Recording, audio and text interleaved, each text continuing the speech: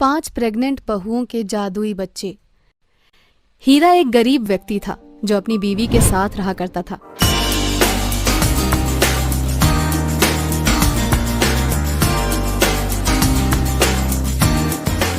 Channel को subscribe करो पहले। हाँ जल्दी करो, मुझे पता है कि आप लोग नहीं करते हो, वीडियो देखते हो लेकिन सब्सक्राइब नहीं करते। ये लाल कलर का बटन नहीं से दबाओ, जल्दी दबाओ, जल्दी दबाओ, फिर मैं शुरू करूँ। दबा दो जल्दी, दबा दिया, घंटी भी दबा देना, ठीक है।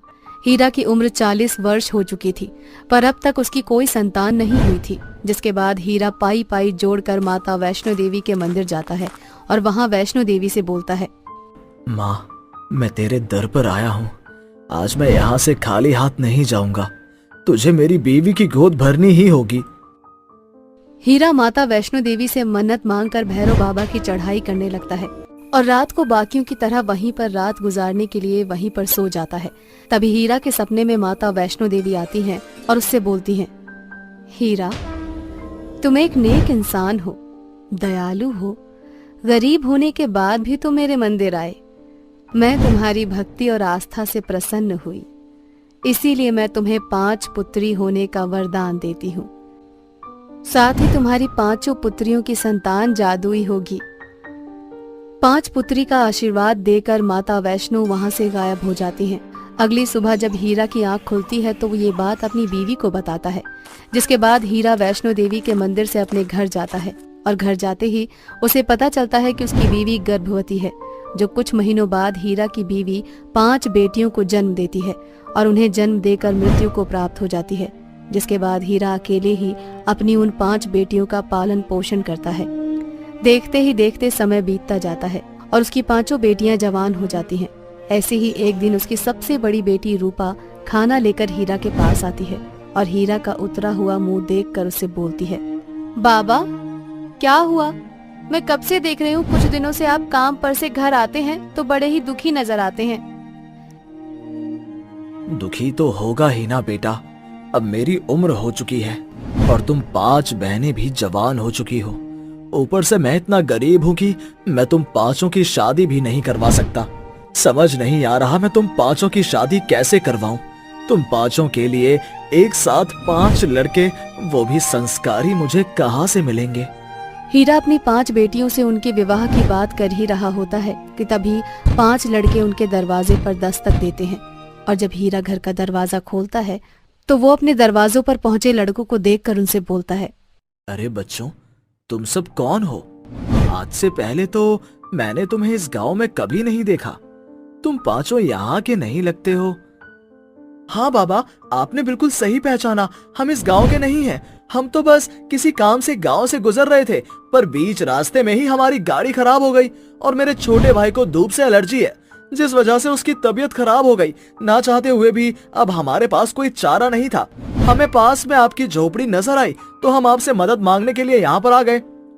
बाबा, हम लक्ष्मी चौधरी के 5 पुत्र हैं जिन्हें हर गांव का बच्चा बच्चा जानता है, इसलिए आप हमारी मदद कर दीजिए। यदि आप हमारी मदद करेंगे तो हम भी कल को आपकी मदद करने से पीछे नहीं हटेंगे। बच्चों, अगर तुम अपनी पहचान नहीं भी करवाते तो भी मैं तुम 5 की मदद करता। मेरा तो काम ही है अपने जैसे असहाय लोगों की मदद करना। चलो अब जल्दी से तुम अपने छोटे भाई को झोपड़ी के अंदर ले जाओ। बाहर धूप सच में बहुत तेज है, मैं उसका अभी इलाज कर दूंगा। हीरा के बोलने पर वो 5 भाई झोपड़ी के अंदर आते हैं, जहां हीरा सबसे छोटे लड़के तरुण का इलाज करता है। तरुण की हालत अब पहले से काफी बेहतर थी, परंतु वो अब तक पूरी तरह से ठीक नहीं था। उसको ठीक होने में लगभग 10 दिन लग चुके थे, पर इन्हीं 10 दिनों में हीरा की 5 बेटियां उन 5 लड़कों का बहुत अच्छे से ख्याल रखती हैं, जिस वजह से वो 5 लड़के हीरा की 5 बेटियों से प्यार करने लगते हैं और जाते हुए हीरा से बोलते हैं, बाबा, हम 5 भाई यहाँ अकेले आए थे, पर हम 5 यहाँ से अकेले नहीं जाएंगे, क्योंकि हम 5 भाई को आपकी 5 बेटियां बहुत पसंद हैं। अगर आप अपनी 5 बेटियों का हाथ हमारे हाथ में दे दें तो हमें बहुत खुशी होगी। अरे बच्चों, तुमने तो मेरी सारी चिंता ही खत्म कर दी। अब तो मैं अपनी इन 5 बेटी की शादी तुम 5 भाइयों के साथ करवाकर आराम से मर सकूंगा। जिसके बाद हीरा अपनी 5 बेटी की शादी उन 5 भाइयों से करवा देता है अब हीरा की पांचों बेटियां अपने पति के साथ ससुराल चली जाती हैं। बेटियों के जाने के कुछ ही दिनों बाद हीरा की भी मृत्यु हो जाती है। तो वहीं ससुराल जाने के बाद पांचों बहनें अपने ससुराल का ख्याल काफी अच्छे से रख रही होती हैं। ऐसे ही अब उनकी शादी को 3 साल हो जाते हैं, पर उन पांचों बहनों में से किसी को भी औलाद नहीं होती, जिस वजह से लक्ष्मी का सब्र का बांध टूट जाता है और वो एक दिन अपनी पांचों बहुओं को बुलाकर उनसे कहती है, मेरे पांचों बेटों ने तुम पांचों गरीब बहनों को उस झोपड़ी से निकालकर इस महल की रानी बनाया। मैंने कुछ नहीं कहा और तुम पांचों की खुशी में खुश हो गई, लेकिन तुम पांचों को शादी के 3 साल हो चुके हैं, पर अब तक तुम पांचों बहनों में से किसी को संतान नहीं हुई। मैं ऐसी बहू को अपने घर में और नहीं रख सकती। मेरे बेटे आए उससे पहले तुम पांचों बहनें यहाँ से निकल जाओ। लक्ष्मी की ऐसी बातें सुनकर उन पांचों बहनों को बहुत बुरा लगता है और वो पांचों बहनें अपना सामान लेकर वहाँ से चली जाती हैं और एक गांव में जाकर एक छोटी सी झोपड़ी में रहने लगती हैं। ऐसे ही एक दिन 5 बहन चटाई बिछाकर लेटी होती हैं और आपस में बात करती हैं। अंजलि, क्या तुम्हें याद है बाबा हमें कहा करते थे कि हम माता वैष्णो देवी का दिया हुआ वरदान है और हमारी संतान कोई साधारण नहीं बल्कि जादुई होगी। हाँ बहन, मुझे सब कुछ याद है, पर मुझे समझ नहीं आ रहा, हम पांचों बहनों की शादी को 3 साल हो गए, पर अब तक तो हमें कोई संतान नहीं हुई है। बहनों, ये बात तो माता रानी ही हमें बता सकती हैं। हे माता रानी, हमें बताइए कि आखिर हमसे क्या भूल हुई है। 5 बहन आपस में बात करके सो जाती हैं। तभी माता वैष्णो उन पांचों बहनों के सपने में आती हैं और उन 5 बहनों से बोलती हैं, तुम 5 बहन से कोई गलती नहीं हुई है, परंतु मैंने जो वरदान दिया था वो तभी सफल होगा जब तुम पांचों एक झोपड़ी में आकर अकेली रहती। अब तुम पांचों एक झोपड़ी में अकेली रह रही हो, दुख तकलीफ सह रही हो। अब मेरा वरदान सफल होगा और तुम पांचों बहन गर्भवती बनोगी और तुमसे उत्पन्न होने वाली तुम्हारी संतान भी जादुई होगी। पहली बहन की संतान हीरा देगी, दूसरी बहन की संतान सोना, तीसरी बहन की संतान चांदी और चौथी बहन की संतान खाने पीने की व्यवस्था और 5वीं बहन की संतान उसकी हर मनोकामना पूरी करेगी। तथास्तु। इतना बोलकर माता रानी उनके सपने से चली जाती हैं और अगली सुबह जब उन पांचों बहनों की आंखें खुलती हैं तो वो 5 बहन गर्भवती होती हैं और वे 5 बहन आपस में अपने उसी सपने के बारे में बात करती हैं, जिसके बाद 5वीं बहन बोलती है, माता रानी की दुआ से आखिर हम पांचों बहनों की गोद भर गई, पर काश कि मैं गर्भवती के समय एक अच्छे से घर में रह पाती ताकि मेरे बच्चे को किसी भी तरह की कोई दिक्कत ना आती। 5वीं बहन के इतना बोलते ही उसका घर झोपड़ी से आलीशान महल बन जाता है, जिसके बाद पहली बहन अपनी जादुई बच्चे से जादू दिखाने को कहती है और उसका अजन्मा बच्चा उसे हीरे प्रदान करता है। इस तरह से उन पांचों बहनों को अपने बच्चे के जादुई होने का एहसास हो जाता है। समय बीतता जाता है और उन पांचों बहनों की गोद भर जाती है। बच्चा होने के बाद चौथी बहन बोलती है, हम पांचों बहनें ऐसी हालत में खाना नहीं बना सकती। मैं चाहती हूँ मेरे बच्चे कि तुम मुझे और मेरी बहनों को खाना दे दो। जिसके बाद उसका बच्चा तरह तरह के पकवान बना देता है। पांचों बहनें खाना खा ही रही होती हैं कि तभी लक्ष्मी अपने पांचों बेटों के साथ वहां पर आ जाती है और उनसे माफी मांगते हुए उन्हें अपने साथ घर ले जाने को कहती है। वो पांचों बहनें भी अपनी सास को माफ कर देती हैं और अपने ससुराल वापस चली जाती हैं, जिसके बाद वो सब लोग एक साथ खुशी खुशी रहने लगते हैं और वे पांचों बहनें अपनी जादुई बच्चों की मदद से गरीब असहाय लोगों की इसी तरह से मदद करने लगती हैं। जादुई पटाखा की मशीन। शर्मिला अपनी बेटी मोना के साथ पालमपुर गांव में रहती थी। शर्मिला की छोटी सी कपड़े की दुकान थी। मोना कभी कभी शर्मिला के कामों में हाथ बटा देती थी। दोनों की जिंदगी अच्छे से कट रही थी। इस बार हमारी अच्छी कमाई हुई है। इस बार मैं तुम्हें अंग्रेजी स्कूल में भेजूंगी। सच्ची मम्मी? मैं वहां नए नए दोस्त बनाऊंगी। मैं कभी तुम्हें कोई चीज की कमी नहीं होने दूंगी। हम लोग के समय इस गांव में स्कूल ही नहीं था, इसलिए हम पढ़ नहीं सके, लेकिन तुम खूब पढ़ लिख कर अफसर बनना। हाँ मम्मी, मैं बहुत बड़ी अफसर बनूंगी और तुम्हारा और इस गांव का नाम रोशन करूंगी। इस बार गांव में बहुत बारिश होती है और बाढ़ आ जाती है, जिससे लोगों को बहुत नुकसान होता है। पूरा गांव तबाह हो जाता है। बाढ़ में शर्मिला की दुकान भी बह जाती है और उसकी आर्थिक स्थिति भी बहुत खराब हो जाती है। हाय राम, ये क्या हुआ? सब कुछ तबाह हो गया। मेरा घर, और मेरी दुकान दोनों बह गई। अब हम क्या करेंगे? हमारे पास तो रहने के लिए भी जगह नहीं है। तुम चिंता मत करो बेटी, हम फिर से अपना नया बिजनेस शुरू करेंगे। लेकिन हमारी पुरानी दुकान तो बह गई, हमारे पास पैसे भी नहीं है। कोशिश करने वालों की कभी हार नहीं होती, बस खुद पर भरोसा रखो।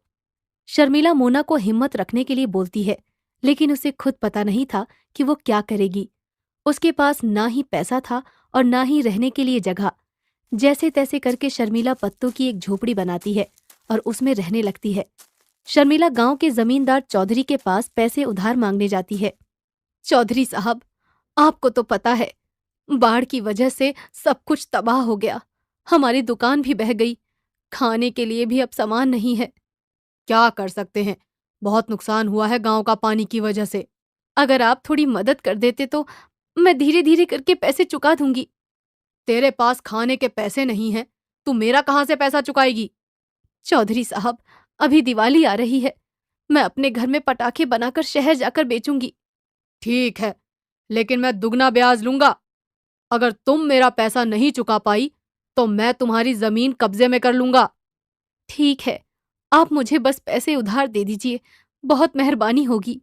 शर्मिला उन पैसों से पटाखे बनाने का सामान लेकर आती है और घर में बैठकर हाथों से पटाखे बनाने लगती है। ये क्या है मम्मी? इस बार हम पटाखों की दुकान खोलेंगे। त्योहार का सीजन है, खूब बिक्री होगी। ठीक है, मैं भी तुम्हारी मदद करूंगी। बेटा, तुम जाकर पढ़ाई करो, तुम्हारी परीक्षा आने वाली है, मैं सारा काम कर लूंगी। अगले दिन शर्मिला उन पटाखों को टोकरी में डालकर शहर ले जाकर बेचने लगती है। दिन भर कड़ी धूप में भटकने के बाद भी उसकी कुछ खास कमाई नहीं हो पाती।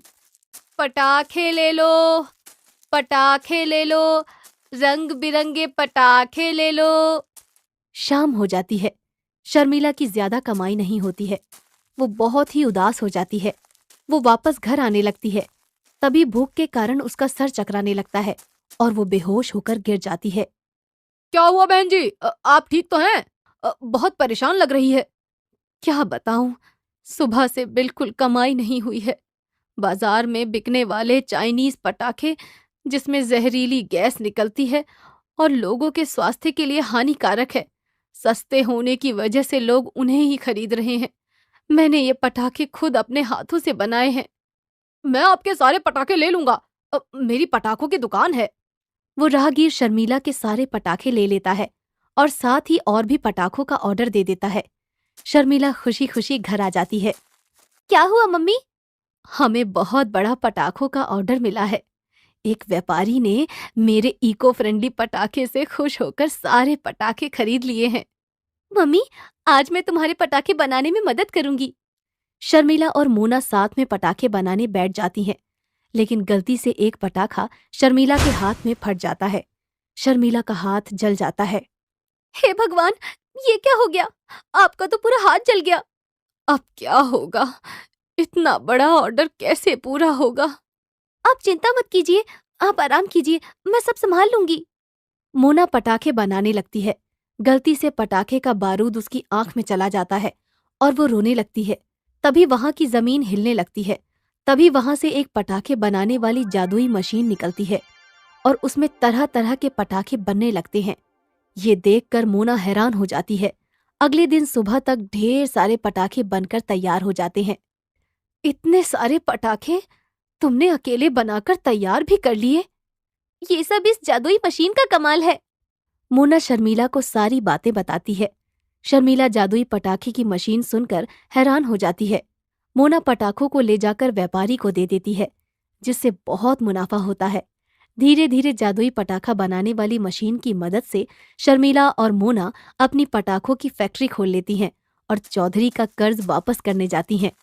चौधरी साहब, आपका ये पैसा पूरे ब्याज के साथ वापस करने आई हूँ। तेरे पास इतना पैसा कहाँ से आया? आपने जो मुझे उधार पैसे दिए थे, उससे मैंने पटाखों की फैक्ट्री खोल ली है, जिससे मुझे बहुत मुनाफा हुआ। आपके बच्चों के लिए भी मैं पटाखे लेकर आई हूँ। ठीक है, वहीं रख दे। चौधरी शर्मिला को देखकर हैरान हो जाता है। जिसके पास खाने को पैसे नहीं थे, आज उसके पास इतने सारे पैसे कहाँ से आ गए? ये दो कौड़ी के व्यापारी अगर इसी तरह इसका व्यापार चलता रहा तो ये गांव की सबसे अमीर व्यक्ति बन जाएगी। फिर मेरी इज्जत कम हो जाएगी। मुझे पता लगाना होगा कि इसकी कमाई का क्या जरिया है। उस दिन रात में चौधरी छुपकर शर्मिला की फैक्ट्री में चला जाता है। मोना बेटा, अभी जादुई पटाखों की मशीन को बंद कर देते हैं। आज के लिए इतने पटाखे काफी हैं। ठीक है, वैसे भी हमारे सारे ऑर्डर पूरे हो चुके हैं। इस बार बहुत अच्छी कमाई होगी। चौधरी उस जादुई पटाखे बनाने वाली मशीन को देखकर हैरान हो जाता है। मैं आज इस पटाखे बनाने वाली मशीन को चुरा लूंगा। शर्मिला की अकड़ को मिट्टी में मिलाकर ही रहूंगा। चौधरी मौका पाकर उस जादुई मशीन को चुराकर अपने घर ले जाता है। चौधरी जैसे ही उस जादुई मशीन को शुरू करता है, अचानक उसमें से आग के गोले निकलने लगते हैं और देखते ही देखते पूरी हवेली में आग लग जाती है। अरे अरे अरे, ये क्या हो रहा है? इससे आग के गोले क्यों निकल रहे हैं? अरे कोई रोको! अरे रोको इस मशीन को! कोई है? मैं तो लुट गया, मैं तो बर्बाद हो गया। चौधरी उस मशीन को लेकर वापस शर्मिला के पास आता है। ये तो हमारी जादुई पटाखे बनाने वाली मशीन है। ये तुम्हारी जादुई पटाखे बनाने वाली मशीन, इसने मेरे पूरे घर को जला दिया। तुम्हारी तरक्की से मुझे जलन होने लगी थी, इसलिए मैं इस जादुई मशीन को चुराकर अपने घर ले गया था।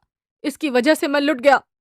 लालच, क्रोध और जलन का हमेशा बुरा ही नतीजा होता है। मुझे अपने कर्मों का फल मिल गया है। मुझे माफ कर दो। इस मशीन को वापस ले लो।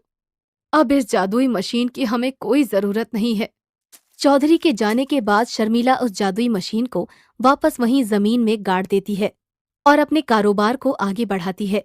गरीब और पिछले लोगों की मदद करती है और खुशियों वाली दीपावली मनाती है। महेश अपनी पत्नी सीमा के साथ मुंबई के एक चॉल में रहता था। महेश अपना घर चलाने के लिए एक प्राइवेट कंपनी में नौकरी किया करता था। महेश और सीमा अपना जीवन हंसी खुशी चला रहे थे कि ऐसे ही एक शाम महेश अपनी पत्नी से बोलता है। अरे सीमा, मैं क्या सोच रहा था कि इस बार जो तनख्वाह मिलेगी उससे मैं तुम्हारे लिए एक सोने के झुमके बनवा दूंगा। अरे नहीं नहीं, ये आप क्या कह रहे हैं? अभी वैसे भी घर में बहुत सारे खर्चे हैं। जब उनसे पैसे बच जाएंगे तब आप जो कहेंगे मैं वो ले लूंगी। अरे तुम भी ना सीमा, बिल्कुल पागल हो। अरे घर खर्च तो हमेशा चलता रहेगा, लेकिन जब मैंने तुमसे शादी की थी तो तुम्हारे माता पिता से वादा किया था कि मैं तुम्हें हमेशा खुश रखूंगा, तुम्हारी हर छोटी बड़ी चीज का ख्याल रखूंगा। अरे बाबा, तो ठीक है, मैं तो वैसे भी आपके साथ हर हाल में खुश हूँ। मुझे ये सोने चांदी की कोई जरूरत नहीं। ऐसे ही दोनों का समय हंसी खुशी बीत रहा होता है कि तभी एक शाम महेश काम से लौटकर आ रहा होता है कि उसका एक्सीडेंट हो जाता है और एक्सीडेंट में महेश के दोनों पैर कट जाते हैं।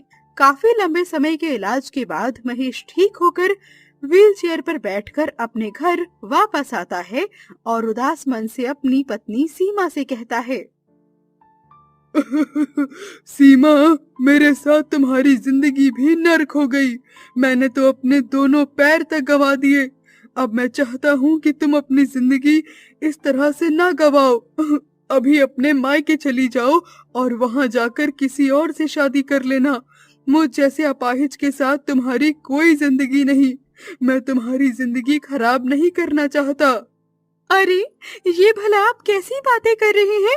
आपने मुझसे अलग होने की बात सोची भी कैसे? जब आपने मुझसे शादी की थी तो मेरे माता पिता से वादा किया था ना कि आप मुझे हमेशा खुश रखेंगे। तो बस वैसे ही मैंने भी आपसे वादा किया था कि चाहे कैसा भी समय आए लेकिन मैं आपके साथ रहूंगी। दोनों पैर नहीं हुए तो क्या हुआ, लेकिन आपका प्यार तो हमेशा रहेगा ना मेरे लिए। अरे हाँ सीमा, मैं तुमसे हमेशा प्यार करूंगा, लेकिन अपनी वजह से तुम्हारी जिंदगी खराब नहीं करना चाहता। मैं तो जैसे तैसे जिंदगी काट लूंगा, लेकिन अब मैं तो तुम्हारा पेट भी नहीं भर सकता। भला तुम मेरे साथ रहकर क्या करोगी? देखिए, मेरी बात ध्यान से सुनिए। आप ना मन छोटा बिल्कुल मत कीजिए, और जिस भी औरत का पति आप जैसा हो उसका तो भविष्य हमेशा ही अच्छा होगा। रही कमाने की बात और खाने की, तो ऐसा तो नहीं ना कि हमेशा पति ही कमाए तभी घर चले। अरे लेकिन फिर भी सीमा, लोग क्या कहेंगे? मुझे तो कुछ समझ में नहीं आ रहा किस तरीके से अपना पालन पोषण करना सही होगा। देखिए, आप बिल्कुल भी चिंता मत कीजिए। मुझे भी कुछ समझ नहीं आ रहा, लेकिन हाँ, इतना तो है कि कुछ ना कुछ तो करना ही पड़ेगा, वरना हमारी आर्थिक हालत और भी ज्यादा बदतर हो जाएगी। और आपकी दवाइयाँ भी तो लानी है, वो सब कहाँ से होगा? अरे सीमा, वैसे तुम पकोड़े बहुत अच्छे बनाती हो, क्यों ना हम अगर चाय और पकोड़े बनाकर बेचें तो उससे कुछ हो सकता है। और हाँ, इसमें मैं तुम्हारी चाय बनाने में मदद भी कर दूंगा। अरे वाह जी, ये तो बहुत अच्छा आइडिया है, मुझे क्यों नहीं आया?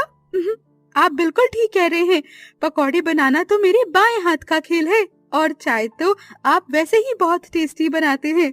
तो ठीक है, यही करते हैं, हम दोनों मिलकर अपना बिजनेस शुरू करते हैं। कुछ दिनों के बाद दोनों पति पत्नी आपसी सहमति से अपना व्यापार शुरू करते हैं। सीमा बाजार से बहुत सारी अलग अलग तरह की सब्जियां उठाकर लाती है और सड़क किनारे अपने पति के साथ पकौड़े और चाय बेचना शुरू करते हैं। धीरे धीरे सीमा और महेश के रोज के ग्राहक बन जाते हैं। अब उनका बिजनेस बहुत अच्छा चलने लगता है।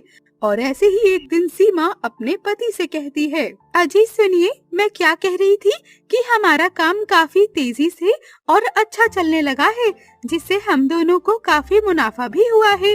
तो मैं क्या सोच रही थी कि सड़क किनारे चाय पकौड़े बेचने का मतलब है कि बहुत सारी बीमारियों को आमंत्रित करना। बहुत सारी मक्खियाँ और कीड़े हमारी चाय और पकौड़ों को लगते हैं और वही हमारे ग्राहक भी खाते हैं। ये उनकी सेहत के लिए बिल्कुल भी अच्छा नहीं है। तो जी, क्यों ना ऐसा करें कि हम छोटी सी दुकान ले लेते हैं, जिसमें हम बहुत ही साफ सुथरे तरीके से अपनी चाय और पकौड़ों को बनाएंगे, जो हमारे ग्राहक के लिए बहुत अच्छा होगा। क्या कहते हैं आप? अरे हाँ सीमा, तुम बिल्कुल ठीक कह रही हो। ग्राहक तो देवता होते हैं और उनका ख्याल रखना हमारा फर्ज है। ऐसा करते हैं, हमने जितने भी पैसे बचाए हैं, उन पैसों में से हम एक छोटी सी दुकान खरीद लेते हैं और अब हम सड़क किनारे बेचने के बजाय अपनी दुकान में सामान बेचेंगे। तभी सीमा अपने पति के साथ मिलकर एक छोटी सी दुकान खरीद लेती है और अब दोनों पति पत्नी मिलकर अपना व्यापार शुरू करते हैं और उन दोनों के व्यवहार से उनके ग्राहक भी काफी खुश हो जाते हैं। तो इस तरह से इतनी मुश्किलें होने के बावजूद भी दोनों पति पत्नी एक साथ एकजुट होकर अपने जीवन में हंसी खुशी एक साथ आगे बढ़ते हैं। चैनल को सब्सक्राइब करो पहले, हाँ जल्दी करो, मुझे पता है कि आप लोग नहीं करते हो, वीडियो देखते हो लेकिन सब्सक्राइब नहीं करते। ये लाल कलर का बटन नहीं से दबाओ, जल्दी दबाओ, जल्दी दबाओ, फिर मैं शुरू करूँ। दबा दो जल्दी, दबा दिया, घंटी भी दबा देना, ठीक है। हेलो दोस्तों, इस प्रकार की नई वीडियो पाने के लिए हमारे YouTube चैनल सब्सक्राइब कीजिए, शेयर कीजिए, कमेंट कीजिए और हमारा सपोर्ट कीजिए। धन्यवाद। जय श्री राम।